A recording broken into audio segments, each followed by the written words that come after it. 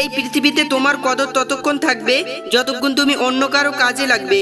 রোগের ভয়ে মানুষ খাওয়া ছেড়ে দেয়, কিন্তু পাপের ভয়ে মানুষ ঘৃণা ও অপরাধমূলক কাজ করতে ছাড়ে না।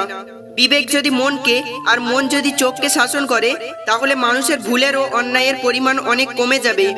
বাবা মায়ের যেসব কথা আমাদের শুনতে বিরক্ত লাগে, সেসব কথার মধ্যে কোনো না কোনো শিক্ষা অবশ্যই লুকিয়ে থাকে। কাগজের নৌকাও অনেক সুন্দর হয়, কিন্তু জলে ভেজালে ডুবে যায়। তেমনি স্বপ্ন কল্পনা অনেক আবেগপ্রবণ হয়, কিন্তু বাস্তবতার সামনে সেটা বিলীন হয়ে যায়। যে মানুষগুলো মনের দিক দিয়ে অনেক ভালো হয়, তাদের কপালটা অনেক খারাপ হয়, কারণ তাদের সহজ সরল মনটা নিয়ে সবাই খেলা করে। অন্যের সাথে নিজেকে তুলনা করা একদম মূর্খতার পরিচয়। সবার নিজস্ব একটা গুণ আছে, যা সময় হলে আলোকিত হয়ে যায়। পৃথিবীকে চিনতে চান, তাহলে খালি পকেটে রাস্তায় বের হয়ে দেখুন। কুকুরটাও পিছু নেবে না, মানুষ তো অনেক দূরের কথা। এপিজে আব্দুল কালাম স্যার বলেছেন, আপনি যদি জীবনে বারবার আঘাত পেতে থাকেন, তবে নিজেকে দোষী ভাববেন না। শুধু মনে রাখবেন, যে গাছের ফল যত বেশি মিষ্টি হয়, সেই গাছেই পাথর ছুঁড়ে মারা হয়। যখন জীবন তোমাকে কাঁদানোর জন্য শত কারণ দেখাবে, তখন তোমার জীবনকে তুমি বুঝিয়ে দাও যে তোমার কাছে হাসির জন্য হাজারটা উপায় আছে। কখনো ভাববেন না যে আপনি দেখতে কুৎসিত অথবা অন্যের চেয়ে অসুন্দর। সৃষ্টিকর্তা আপনাকে এভাবে তৈরি করেছেন একটা নির্দিষ্ট উদ্দেশ্যে, এবং তিনি কখনো ভুল করেন না। জীবনটাকে আজ বুঝতে পারলাম, নিজের অজান্তেই এমন কিছু ভুল হয়ে যায়, যা থেকে নিজেকে ফেরানো বড় দায়। না পারি সামনে যেতে, না পারি ফিরে আসতে। তখন বুঝবে তুমি কত বড় হয়ে গেছো, যখন কেউ আঘাত দিলে তাকে আঘাত না দিয়ে বরং ক্ষমা করে দিতে শিখে যাবে। একজনকে খুব সুন্দর একটি কথা বলতে শুনলাম, তুমি যদি কাউকে জল আনতে পাঠাও, তাহলে আগে সে নিজে খাবে, তারপর তোমার জন্য নিয়ে আসবে। এটা জীবন বন্ধু, আগে সবাই নিজের জন্য বাঁচে, পরে অন্যের কথা ভাবে। একদিন আমি টাকার সাথে কথা বললাম তুমি এক টুকরো কাগজ ছাড়া আর কিছু নাও। টাকা হাসলো, বলল, হ্যাঁ সত্যিই আমি এক টুকরো কাগজ, কিন্তু আমি জীবনে কখনো ডাস্টবিন দেখিনি। দিনের আলোতে এমন কাজ করো না যাতে রাতের ঘুম নষ্ট হয়, আর রাতের অন্ধকারে এমন কাজ করো না যাতে দিনের বেলায় তোমাকে মুখ লুকিয়ে থাকতে হয়। শরীরের অঙ্গ কেটে ভালোবাসা প্রকাশ করা বোকামি। যার কাছে চোখের জলের কোনো মূল্য নেই, সে রক্তের দাম দেবে কিভাবে? অন্ন সবাই চাই, কিন্তু কেউ চাষাবাদ করতে চায় না। জল সবাই চাই, কিন্তু কেউ জল বাঁচাতে চায় না। ছায়া সবাই চাই, কিন্তু কেউ গাছ লাগাতেও চায় না আর বাঁচাতেও চায় না। ঘরে বউ সবাই চাই, কিন্তু কন্যা সন্তান কেউ চায় না। ভাগ্য তোমার হাতে নেই, কিন্তু সিদ্ধান্ত তোমার হাতে।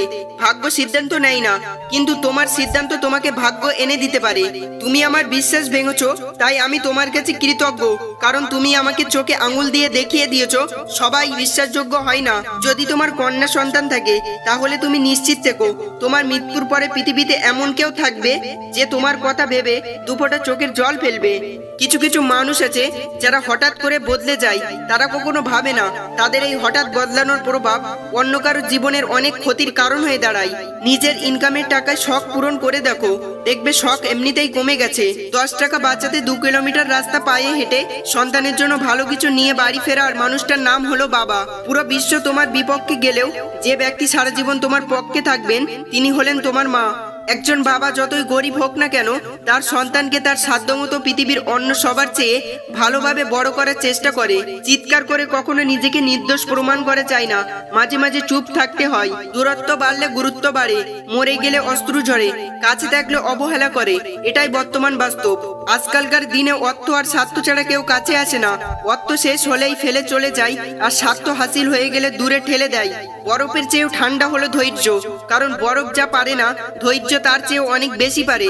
জল যেমন অনেক ঠান্ডা হতে হতে একসময় বরফ হয়ে যায়, ঠিক তেমনি একটা মন অনেক কষ্ট পেতে পেতে একসময় পাথর হয়ে যায়। হার মেনো না। আজকের দিনটা হয়তো কঠিন, আগামী দিনটা হয়তো আরো কঠিন হবে, কিন্তু পরের দিন নতুন সূর্য উঠবেই। প্রকৃত সত্য কথা হলো, আপনার কষ্টগুলো একমাত্র আপনিই বুঝবেন, অন্য কেউ বুঝবে না, সে যতই আপনার আপন হোক না কেন। নরম ও দয়ালু মনের মানুষগুলো কিন্তু বোকা নয়। তারা জানে মানুষ তাদের সাথে কি ব্যবহার করেছিল, তবুও তারা মানুষদের বারবার ক্ষমা করে দেয়, কারণ তাদের ভিতরে একটি সুন্দর হৃদয় আছে। জীবনে কারো কাছ থেকে কষ্ট পেয়ে থাকলে তুমি তাকে কষ্ট দিতে যেও না। দেখবে একদিন সেই মানুষটাই তোমার থেকে পাওয়া সুখের মুহূর্তগুলো মনে করে কাঁদবে। যদি তুমি তোমার কাজকে স্যালুট করো, দেখো তোমার আর অন্য কাউকে স্যালুট করতে হবে না। কিন্তু যদি তুমি তোমার কাজকে অসম্মান করো, অমর্যাদা করো, ফাঁকি দাও, তাহলে তোমায় সবাইকে স্যালুট করতে হবে। ঘুরে দাঁড়ান, সাহসী হন, শক্ত হন, সমস্ত দায়িত্ব নিজের কাঁধে তুলে নেওয়ার মানসিকতা তৈরি করুন। দেখবেন তাহলেই আপনি সব কাজে জয়ী। পরিস্থিতি অনুযায়ী দেখতে গেলে সবকিছুই সুন্দর। যেমন স্কুলের শুরুতে যে ঘন্টার আওয়াজ শুনে আমরা বিরক্ত হতাম, ছুটির সময় সেই একই ঘন্টার আওয়াজ শুনে আমরা খুশি হতাম। পৃথিবীর সবচেয়ে শ্রমজীবী হচ্ছে মা। কর্মবিরতি নেই, মজুরি নেই, দাবি নেই, সত্য নেই, স্বার্থ নেই। তিনি শুধু নিঃস্বার্থে শ্রম দিতেই জানেন। ভরসা তাকেই করো যে তোমায় তিনটি জিনিস বুঝবে। নাম্বার 1, হাসির মাঝে লুকিয়ে থাকা কষ্ট। নাম্বার 2, রাগের পেছনে থাকা ভালোবাসা। নাম্বার 3, চুপ থাকার পেছনে কারণ। ছোটবেলায় গরুর রচনা পড়েছিলাম বলে গরু চিনতে ভুল হয় না। মানুষের রচনা পড়া হয়নি বলে আমরা মানুষ চিনতে ভুল করি। কাউকে ভয় দেখিও না, সাহস দিও। লজ্জা দিও না, শিখিয়ে দিও। বোকা বলো না, বুঝিয়ে দিও। রাগ করো না, বুঝতে চেষ্টা করো।